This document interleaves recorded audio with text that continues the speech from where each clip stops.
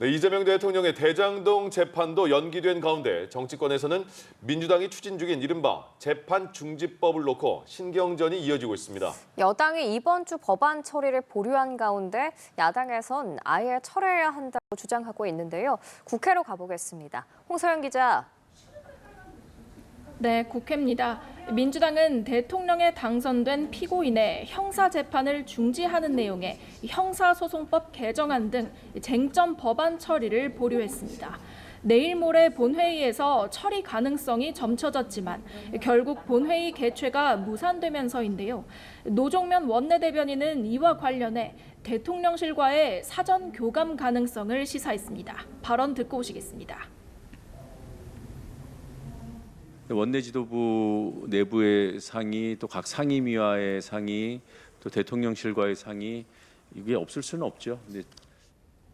새 정부에서 소통과 협치를 강조하는 가운데 야당이 반대하는 법안을 여당 단독으로 추진할 경우 역풍이 불 가능성을 고려한 것이란 해석이 나옵니다.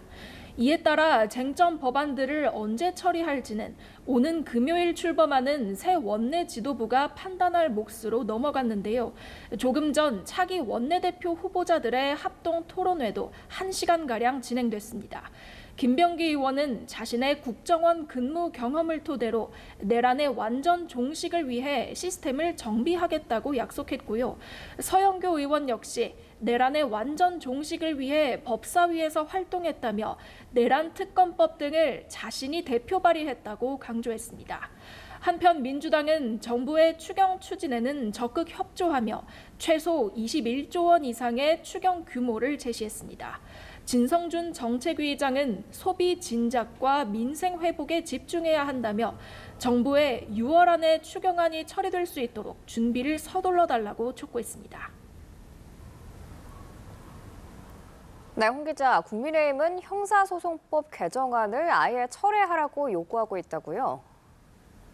네, 민주당이 형사소송법 개정안 처리를 보류했지만 국민의힘에선 강한 반발이 이어지고 있습니다. 김용태 비상대책위원장은 조금 전 우상호 정무수석의 예방을 받은 자리에서 작심 비판을 쏟아냈습니다. 지금의 정치 상황은 협치보다 대치에 가깝다고 운을 뗀 김 위원장은 재판 중지법은 불소추 특권을 정치적 방탄용으로 왜곡한 입법이라고 비판했습니다.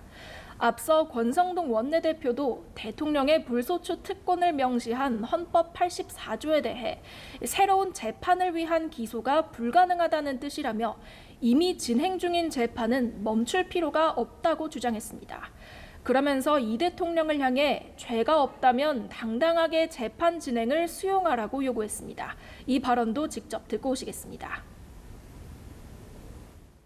본인이 선거 과정에서 밝힌 것처럼 모든 기소가 조작에 불과하고 죄가 없다면 당당하게 재판 진행을 수용할 것을 선언하십시오. 이 대통령이 지명한 김민석 국무총리 후보자에 대해서도 전과 사범이라며 인사청문회 전부터 견제에 나섰습니다.